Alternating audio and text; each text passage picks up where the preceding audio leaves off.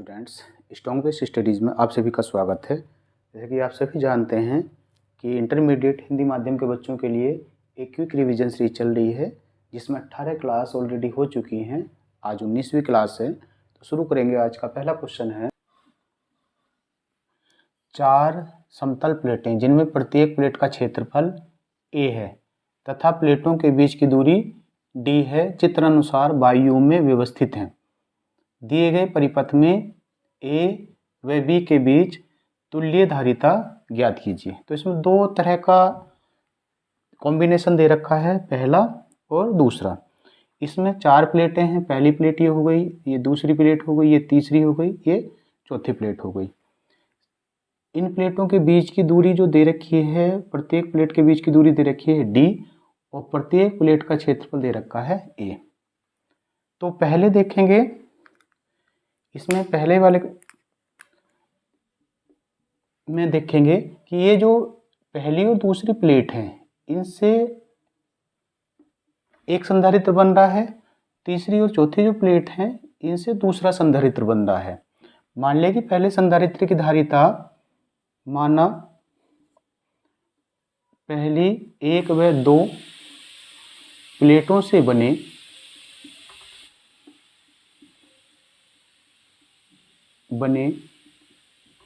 संधारित्र की धारिता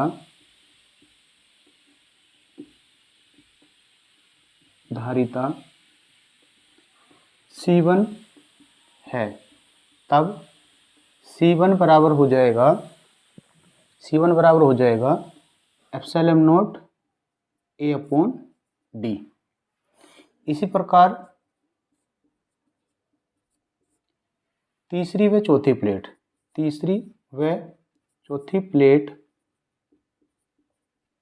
प्लेटों के से बने संधारित्र की धारिता मान लिया कि C2 है। C2 बराबर आ जाएगा epsilon not A upon D। अब चूंकि ये किस क्रम में है, चूंकि C1 व C2 समांतर क्रम में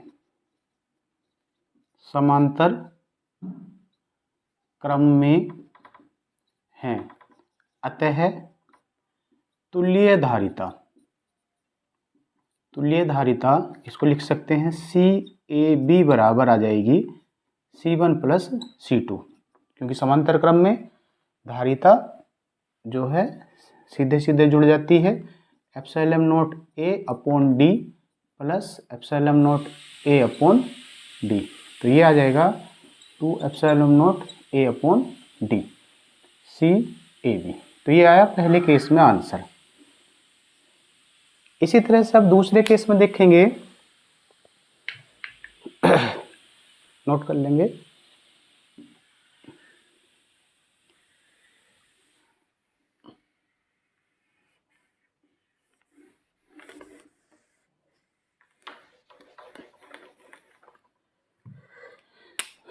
ये है दूसरा वाला, प्लेट 1 है, ये 2, ये 3 और ये 4। तो इस तरह से पहली और दूसरी प्लेट से एक संधारित्र बनेगा, मान लिया इसकी धारिता C1 है। दूसरी और तीसरी प्लेट से एक और संधारित्र बनेगा, इसकी धारिता मान लिया C2 है। इसी तरह से तीसरी और चौथी प्लेट से एक संधारित्र बनेगा, मान लिया इसकी धारिता C3 है। तो इसमें जो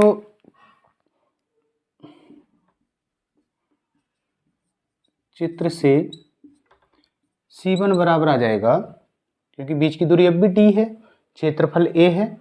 C1 बराबर आ जाएगा epsilon not A upon D। C2 बराबर आ जाएगा epsilon not A upon D और C3 बराबर आ जाएगा epsilon not A upon D। चूंकि C1, C2 व C3 ये भी किस क्रम में है, समांतर क्रम में हैं, अतः तुल्य धारिता तुल्य धारिता। अब तुल्य धारिता हो जाएगी CAB बराबर C1 plus C2 plus C3। तीनों को जोड़ेंगे, epsilon not A upon D plus epsilon not A upon D plus epsilon not A upon D. ये आ जाएगा answer 3 epsilon not A upon D CAB। तो ये हो जाएगा आंसर। दूसरा क्वेश्चन, बिंदु P Q के बीच तुल्य धारिता ज्ञात कीजिए। दिया है C बराबर 4 माइक्रोफैरड और C1 बराबर 2 माइक्रोफैरड। तो ये दिया गया परिपथ है, इसमें P और Q के बीच में तुल्य धारिता ज्ञात करनी है। तो ये C, ये भी C, ये भी C, ये C, ये C, ये, और अंदर जितने भी कैपेसिटर दिए हैं उनकी धारिता है C1, C1, C1, C1, C1। तो इस तरह से इस पूरा एडजस्टमेंट है संधारित्रों का। तो इनमें हम बिंदु मान लेंगे A, B, F, G, D, E। P और Q के बीच तुल्य धारिता निकालने के लिए इसको क्या करेंगे, हम इसको पहले परिपथ को सिंप्लीफाई करते जाएंगे। ये पर जो संधारित्र है और ये संधारित्र है, दोनों श्रेणी क्रम में है। तो इन दोनों का परिणामी ये आएगा और इस तरह से इसको हम इस फॉर्म में लिखेंगे। फिर इनका जो दोनों का परिणामी आया है, ये और ये C1, ये दोनों आ जाएंगे पैरेलल समांतर में। और समांतर में आने के बाद इसको क्या करेंगे, इसके साथ फिर श्रेणी हो जाएगा। ये दोनों श्रेणी होने के बाद जो इनका रिजल्ट आएगा वो इसके समांतर होगा। इस तरह से परिपथ को सिंप्लीफाई करते जाएंगे। तो इसमें लिख लेंगे, जैसे ये आया D, ये A, ये हुआ F, ये E, ये B, G यहाँ से हट गया है। इसी तरह से ये D, E और ये A और B, ये आएगा D, E, A। इसी तरह से ये बचा D और E। इसमें सोल्व कर लेंगे। जैसे मान लिया ये दोनों किस क्रम में है, समांतर श्रेणी क्रम में, तो इसलिए C, ये दोनों का रिजल्टेंट इस लाइन पर आएगा और ये बनेगा CFB बराबर, C की वैल्यू 4 है, 4 × 4 अपॉन 4 + 4, यस, और ये है C1 की वैल्यू है 2 + 2। तो ये आ जाएगा बराबर 8 और 4 × 16, 8 × 2 4 माइक्रोफैरड। ये आया 4 माइक्रोफैरड। ये भी 4 है। तो ये दोनों किस क्रम में जुड़ेंगे, ये श्रेणी में जुड़ेंगे। तो श्रेणी में जुड़ने के बाद ये श्रेणी में जुड़ेंगे और ये आएगा समांतर में, इन दोनों के समांतर में। तो ये आ जाएगा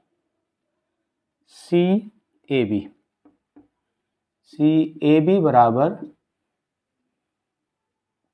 4 × 4 अपॉन 4 + 4 + 2 बराबर 4 माइक्रोफैरड। तो इस तरह से AB के बीच में भी कितना आया, ये 4 माइक्रोफैरड। अब ये 4 माइक्रोफैरड और ये 4 माइक्रोफैरड, ये भी किस क्रम में हो गए, श्रेणी क्रम में। और श्रेणी क्रम में, और ये इसके हो गया, ये 2 माइक्रोफैरड हो, इसके क्रम हो गया समांतर क्रम में। तो ये आ जाएगा CAE,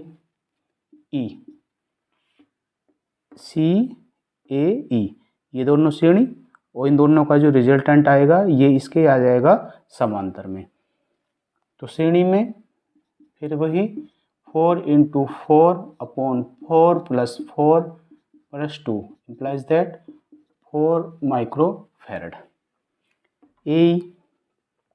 इसके बाद ये आया 4, ये 4 और ये जो 4 था ये भी क्या हुआ, फिर श्रेणी में हुआ और इस 2 माइक्रोफैरड के समांतर में बन गया। इस तरह से ये जो बना था, ये बना था 4 माइक्रोफैरड, 4 माइक्रोफैरड और ये आया था, ये था 2 माइक्रोफैरड। तो ये आ जाएगा D C D E, D और ई बिंदु के बीच में जो आएगा रिजल्टेंट, जो ये बनेगा, ये भी सेम आ जाएगा 4 इंटू 4 अपॉन 4 प्लस 4 प्लस 2, ये आ जाएगा 4 माइक्रोफैरड। ये आया 4 माइक्रोफैरड, ये भी 4 माइक्रोफैरड है और ये है 2 माइक्रोफैरड, ये है 4 माइक्रोफैरड। ये 4 श्रेणी और ये इसके पैरेलल, तो ये आ जाएगा सी डी और क्यू के बीच में, क्यू डी बराबर आ जाएगा 4 into 4 upon 4 plus 4 plus 2 implies that 4 microfarad. ये कितना आया, ये है 4 माइक्रोफैरड और Q और ये बना था D, QD, और QD आया था 4 माइक्रोफैरड।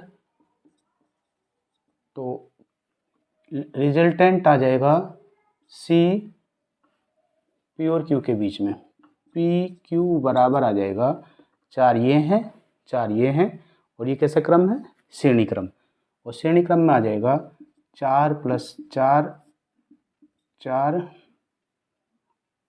गुणे 4 अपॉन 4 प्लस 4 बराबर आ जाएगा 2 माइक्रोफैरड। यही आंसर हो जाएगा। एक बार और समझेंगे पूरे परिपथ को। ये दिया नहीं होगा, ये हम अपनी तरफ से A B E F G D ये पॉइंट मान लेंगे। पॉइंट मानने के साथ साथ हम इधर से सॉल्व करना शुरू करेंगे। ये दोनों श्रेणी में 4 और 4 2, ये 2 और ये 2 समांतर में सीधे जुड़ेंगे, 2 और 2 4, ये 4 और ये 4, फिर श्रेणी बनेगा। श्रेणी बनने के बाद इनका जो रिजल्ट आएगा 2 आएगा, ये 2 और ये 2 ये समांतर बनेंगे, समांतर में 4 आ जाएगा, ये 4 और ये 4 बनेंगे श्रेणी, और श्रेणी में 4 और 4 2 हो जाएगा, और ये 2 और ये 2 बनेगा फिर समांतर, 2 और 2 4 हो जाएगा, ये 4 और ये 4 श्रेणी, 4 और 4 2, और ये 2 और ये 2 समांतर बने, तो 2 और 2 4, ये 4 और ये 4 फिर श्रेणी, और श्रेणी के बाद 4 और 4 2, ये 2 और ये 2 समांतर, 2 और 2 4, तो 4 ये बचा और 4 ये बचा, 4 ये और 4 ये दोनों किस क्रम में है, श्रेणी क्रम में। और श्रेणी क्रम में होता है C बराबर या 1/C बराबर 1/, ये होता है श्रेणी में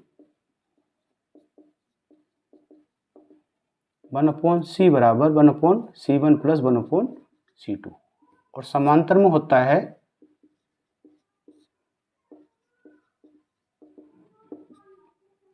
C बराबर C1 प्लस C2। तो ये दोनों फॉर्मूले लगा करके इस तरह से हम आंसर आ जाएगा फाइनली 2 माइक्रोफैरड, आंसर 2 माइक्रोफैरड। तीसरा क्वेश्चन है, यदि किसी घन की प्रत्येक भुजा की धारिता C माइक्रोफैरड हो तो घन के किन्हीं 2 विकर्णों के बीच तुल्य धारिता ज्ञात कीजिए। तो ये घन है, घन के 2 विकर्ण बिंदु ये मान लिया हमने A और B हैं, और इसकी प्रत्येक भुजा की धारिता C है। तो इसमें ये C हो गई धारिता, प्रत्येक भुजा की धारिता C है। तो इसको पहले हम सिंप्लीफाई कर लेंगे। इन दोनों बिंदुओं के बीच में तुल्य धारिता ज्ञात करनी है, विकर्ण बिंदुओं के, यहाँ भी ज्ञात कर सकते हैं हम। इन दोनों बिंदुओं के बीच में भी। इसमें देख रहे हैं तो इसमें पहले इसको सिंप्लीफाई कर रहे हैं। जब हम ए से शुरू कर रहे हैं तो 1 2 3 तीन कैपेसिटर, ये हो गए सी सी सी। इसके बाद यहाँ से ये दो जगह बटा है, यानी कि यहाँ से दो संधारित्र जुड़े हुए हैं, एक ये और एक ये। तो इस तरह से यहाँ भी ये और ये दो संधारित्र जुड़ गए, इसमें भी दो संधारित्र जुड़े हुए हैं इस कनेक्शन से। तो ये हो गए सी सी, और इस बिंदु पर आकर भी दो संधारित्र क्या हो रहे हैं, जुड़ रहे हैं आपस में। ये दोनों आगे आकर के एक बन रहा है, ये दोनों मिलकर के क्या बना, एक। तो ये एक बन गया। इसी तरह से ये दोनों मिलकर के भी क्या बना रहे हैं, एक बना रहे हैं सी, और नेक्स्ट जो ये है ये भी क्या है, एक बन रहा है। तो इस तरह से इसको हम ऐसे भी बना सकते हैं। अब इसको सिंप्लीफाई करेंगे, ये सी एज इट रहेंगे अभी, सी सी सी। ये दोनों क्या है, समांतर क्रम में है, और समांतर क्रम में डायरेक्ट क्या हो जाएंगे, जुड़ जाएंगे। सी और सी क्या हो जाएगा, 2C। इसी तरह से ये दोनों भी क्या आ जाएंगे, 2C। इन दोनों का भी रिजल्टेंट आ जाएगा 2C। ये C सेम रहेंगे। अब इसको और सिंप्लीफाई करेंगे, ये C, ये 2C और ये C, ये कैसे क्रम में है, श्रेणी क्रम में। और श्रेणी क्रम में अगर हम इसको C1 मान लें, इसको C2 मान लें, इसको C3 मान लें, तो श्रेणी क्रम में C1 बराबर हो जाएगा 1/C1 बराबर 1/C plus 1/2C plus 1/C। ये आया 2C 2 प्लस 1 प्लस 2 1/C1। तो C1 बराबर आ जाएगा 2C/5। इसी प्रकार C2 बराबर भी आ जाएगा 2C/5 एंड C3 बराबर आ जाएगा 2C/5। अब ये C1 C2 C3, C1 C2 व C3 किस क्रम में है, समांतर क्रम में, समांतर क्रम में हैं। अतः तुल्य धारिता, अतः तुल्य धारिता,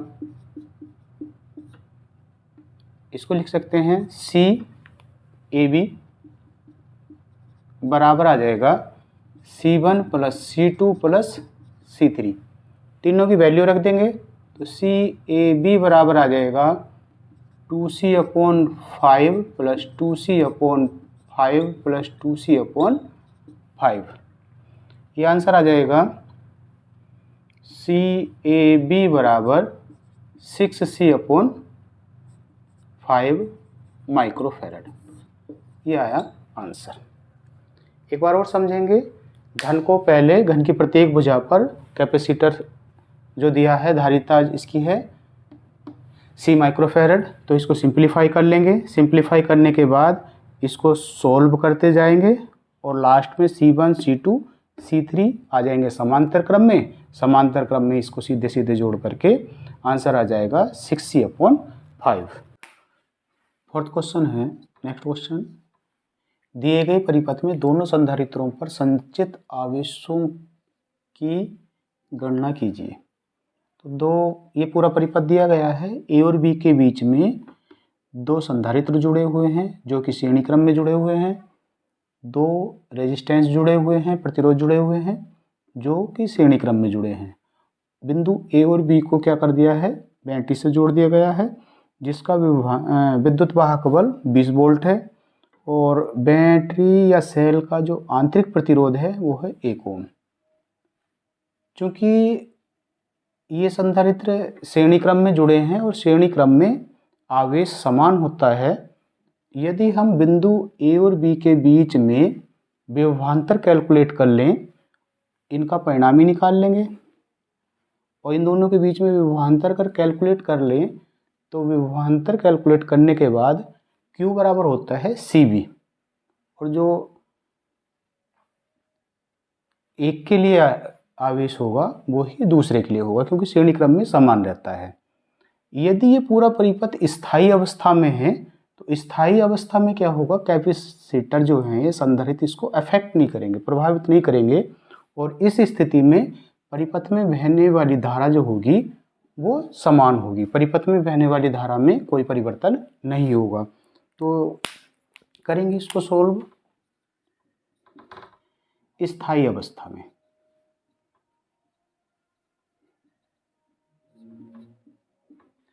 परिपथ में बहने वाली धारा I बराबर आ जाएगी E/R प्लस आर।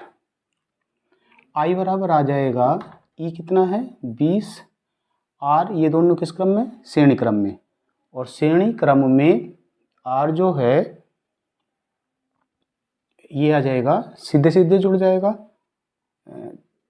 8 और 1 9, 4 प्लस 4 प्लस 1 9, तो I बराबर आ जाएगा 20/9 एम्पियर। या इसको लिख सकते हैं 9 दूनी 18, 9 दूनी 18 एम्पियर, 2.2 एम्पियर। ए बी के बीच विभवांतर, ए व बी के बीच विभवांतर V बराबर आ जाएगा IR। I कितना आया था 2.2 इंटू R की वैल्यू आ जाएगी 8, क्योंकि परिपथ के जो है ये आ जाएगा 8 दूनी 16, 8 दूनी 16 और 1 17.6 वोल्ट। ये जो विभवांतर है यही विभवांतर इन दोनों के सिरों के बीच में है। तो जो तुल्य धारिता आएगी, तुल्य धारिता C डैश बराबर आ जाएगी C into C upon C plus C, या 4 लिख लेंगे डायरेक्ट, 4 गुणा 4 अपॉन 4 प्लस 4, तो ये आ जाएगा 16/8, यह आ जाएगा 2 माइक्रो फैरड। इसलिए Q बराबर आ जाएगा CV से। तो Q बराबर आ जाएगा, C की वैल्यू आई हमारे पास 2 गुणा और V की वैल्यू थी 17.6, तो Q बराबर आ जाएगा 7 दूनी 12, 17 दूनी 34 और 1 35.6 micro coulomb answer. Next question है 5वां क्वेश्चन आज का। दिए गए चित्र में प्रदर्शित संधारित्र में संचित ऊर्जा ज्ञात कीजिए। तो इसमें संचित ऊर्जा ज्ञात करनी है। यदि हम इस संधारित्र के सिरों के बीच विभवांतर कैलकुलेट कर लें V, तो संचित ऊर्जा U बराबर होता है ½ CV²। परिपथ में धारा 2 एम्पियर बह रही है, तो अगर इस पूरे परिपथ को स्थायी मान लिया जाए, स्थायी अवस्था में मान लिया जाए, तो इसमें से क्या कर लेंगे हम, इसके सिरों के बीच विभवांतर कैलकुलेट कर लेंगे, और विभवांतर कैलकुलेट करने के लिए क्या करेंगे, V बराबर IR, V बराबर IR। ये तीनों जो प्रतिरोध हैं ये श्रेणी क्रम में जुड़े हैं, तो श्रेणी क्रम में सीधे सीधे जुड़ जाएंगे। इसको करेंगे सॉल्यूशन इसका।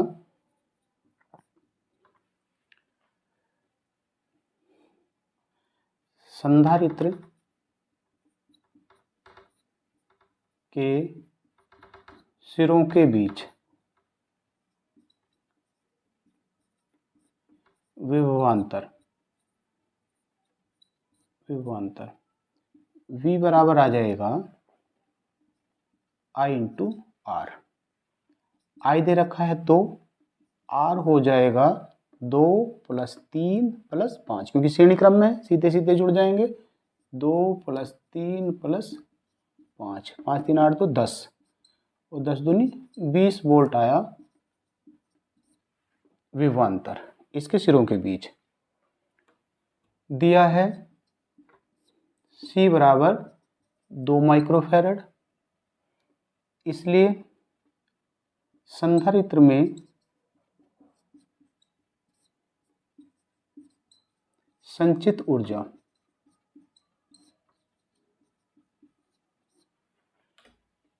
U बराबर half C V square, half into 2 microfarad को हम चेंज कर सकते हैं फेरेड में, 2 इंटू 10⁻⁻6 इंटू वी स्क्वायर आएगा 20 का स्क्वायर। सोल्व करेंगे, इस 2 से ये 2 कट जाएगा, 20 बीसीएम 400 गुणा 10 की घात -6 या 4 गुणा 10 की घात -4 जूल आंसर। नेक्स्ट क्वेश्चन है क्वेश्चन नंबर 6। दिए गए चित्र में ए व बी के बीच तुल्य धारिता 2 माइक्रोफेरेड है। संधारित्र सी की धारिता ज्ञात कीजिए। इसकी धारिता ज्ञात करनी है और ए और बी के बीच में तुल्य धारिता दे रखी है कितनी, 2 माइक्रोफेरेड। तो इसमें क्या है कि यहाँ से शुरू करेंगे, ये हुआ इसका सॉल्यूशन में, इसको मान लेंगे C1, ये C2, ये C3, ये मान लिया C4। C1 व C2, C1 व C2 कैसे क्रम में है, समांतर क्रम में, समांतर क्रम में हैं। अतः इनकी तुल्य धारिता, समांतर क्रम में क्या होगा, ये सीधे सीधे जुड़ जाएंगे।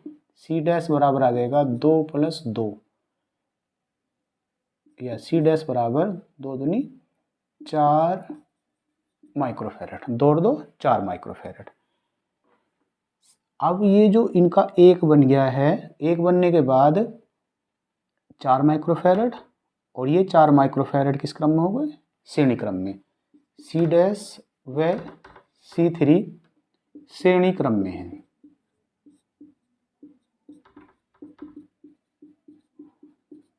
होंगे, अतः इनकी तुल्य धारिता, इन दोनों की तुल्य धारिता बन जाएगी C, इसको डबल डैश मान लिया, C डबल डैश, क्योंकि श्रेणी क्रम में है तो ये आ जाएगा C1/C डबल डैश बराबर 1/4 + 1/4, ये आ जाएगा C डबल डैश बराबर 2 माइक्रोफेरेड। इन सब का बना 2, इन सब का 2 बना, ये 2 माइक्रोफेरेड और ये 2 माइक्रोफेरेड किस क्रम में हो जाएंगे, समांतर में। C डबल डैश व C4 किस में होंगे, समांतर क्रम में, समांतर क्रम में होंगे। इसलिए इनकी परिणामी धारिता, दोनों की परिणामी धारिता हो जाएगी, C डबल डैश 2 था और C4 भी कितना है, C4 की वैल्यू भी 2 है, तो C4 बराबर आ जाएगा 2 + 2 बराबर 4 माइक्रोफेरेड। अब C4 और C, ये पूरे का क्या हुआ, एक हो गया है। ये दोनों किस क्रम में होंगे, श्रेणी क्रम में है, श्रेणी क्रम में हैं। तथा परिपथ की धारिता, तुल्य धारिता, तुल्य धारिता इसको लिख सकते हैं हम CAB बराबर दे रखी है कितनी, 2 माइक्रोफेरेड। तुल्य धारिता 2 माइक्रोफेरेड है। अतः 1/CAB, क्योंकि श्रेणी क्रम में 1/में आएगा, बराबर आ जाएगा 1/c प्लस 1/c4 की वैल्यू कितनी आई थी 4, तो 1/2 बराबर 1/c प्लस 1/4, 1/c बराबर 1/2 माइनस 1/4, तो ये आ जाएगा 1/c बराबर 1/4 या c बराबर 4 माइक्रोफैरड आंसर। नेक्स्ट क्वेश्चन, 7वां क्वेश्चन है, दिए गए संजाल में बिंदु ए व बी के बीच, बिंदु ए व बी के बीच तुल्य धारिता ज्ञात कीजिए। पहली बात तो इसमें तुल्य धारिता ज्ञात करनी है। दूसरी बात कह रहा है यदि ए व बी के बीच 15 वोल्ट की सेल जोड़ दें तब संधारित्र पर आवेश की मात्रा ज्ञात कीजिए। संधारित्रों पर आवेश की मात्रा ज्ञात कीजिए। तो इससे पहले क्या करेंगे, हम इसको सिंप्लीफाई कर लेंगे या और आसान बना लेंगे इस परिपथ को। मान लिया कि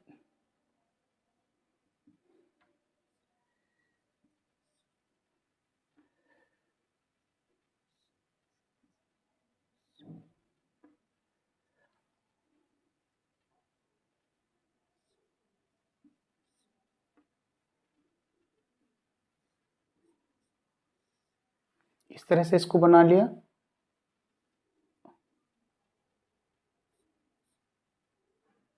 ये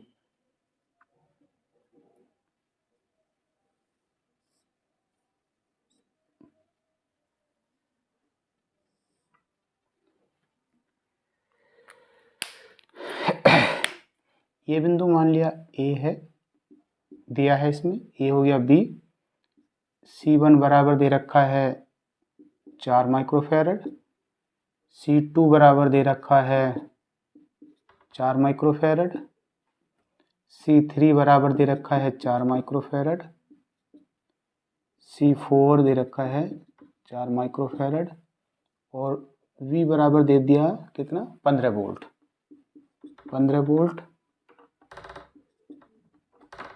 और C5 दे रखा है 5 माइक्रोफैरड, 5 माइक्रोफैरड। तो तुल्य धारिता कैलकुलेट करने के लिए हम देखेंगे कि ये व्हीटस्टोन ब्रिज की संतुलन की स्थिति में है या नहीं है। जब भी संधारित्र 5 संधारित्र इस तरह से जुड़े होंगे तो हमेशा उसको चेक करेंगे कि वो उन 5 संधारित्रों का कॉम्बिनेशन ऐसा तो नहीं बन रहा कि वो व्हीटस्टोन ब्रिज के संतुलन वाले या व्हीटस्टोन ब्रिज तो नहीं बन रहा उनसे। तो इसमें चूंकि C1/C2 बराबर है 4/4 बराबर है C3/C4, अतः दिया गया परिपथ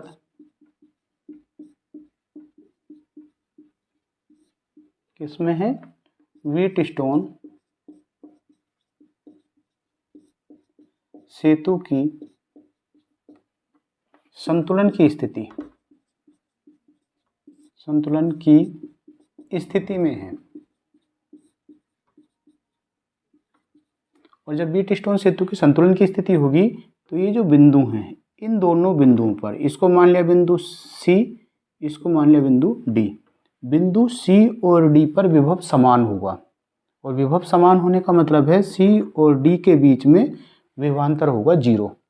जब विभवांतर 0 होगा तो इसके बीच में जो लगा हुआ संधारित्र है C5, ये काम ही नहीं करेगा, नेग्लिजिबल रहेगा। तो इसको क्या कर सकते हैं, हम हटा सकते हैं और हटाने के बाद जो बचा हुआ परिपथ होगा, बचा हुआ परिपथ ये हो जाएगा इस तरह से। और इस स्थिति में C1 C2 हो जाएंगे श्रेणी में, C3 और C4 भी श्रेणी में हो जाएंगे। इन दोनों का जो परिणामी आएगा और C3 और C4 का जो परिणामी आएगा ये हो जाएंगे समांतर क्रम में। तो संतुलन की स्थिति में है, अतः C5 बराबर 5 माइक्रोफैरड संधारित्र को नगण्य मानने पर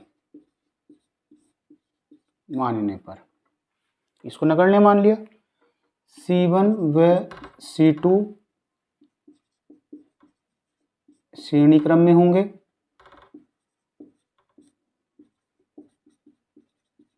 अतः इनका जो परिणामी होगा,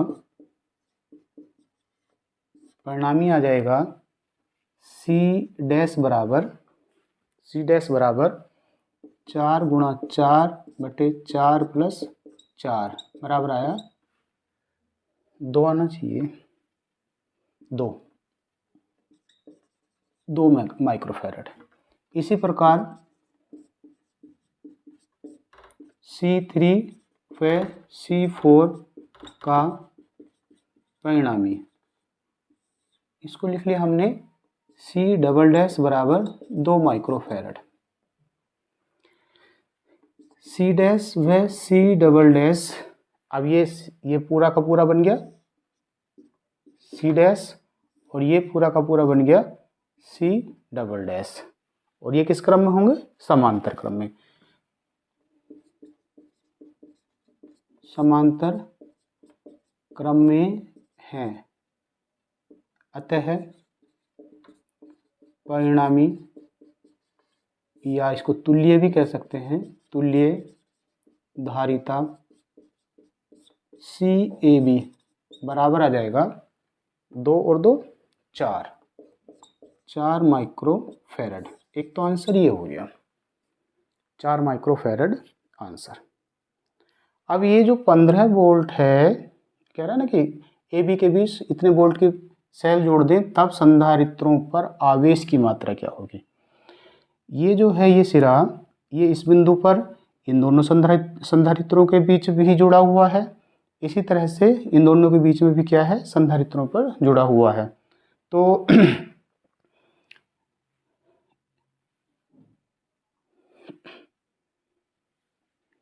इसमें आवेश कैलकुलेट करने के लिए C1 व C2 के सिरों के बीच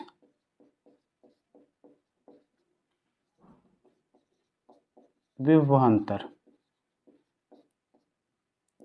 कितना है? बराबर 15 वोल्ट। अतः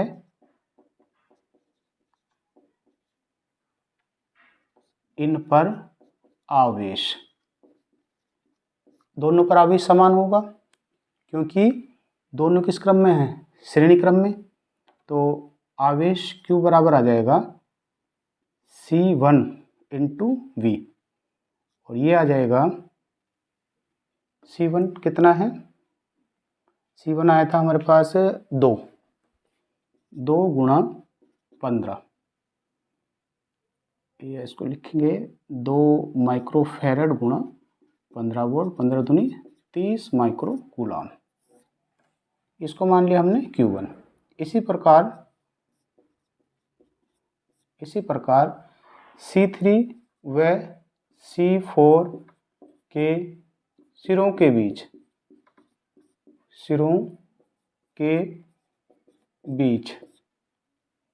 विभवांतर, इसके बीच भी विभवांतर कितना होगा? 15 वोल्ट। अतः इन पर आवेश, इसको Q2 बराबर लिखेंगे C double dash into V। ये आ जाएगा C डबल डैश की वैल्यू भी कितनी आई थी? 2 माइक्रोफैरड गुणा V की वैल्यू है 15, तो ये आ जाएगा 30 माइक्रो कूलम आंसर। तो एक आंसर तो हमारा हो गया था ये 30 माइक्रो कूलम आंसर, और दूसरा हो गया 30 माइक्रो कूलम आंसर।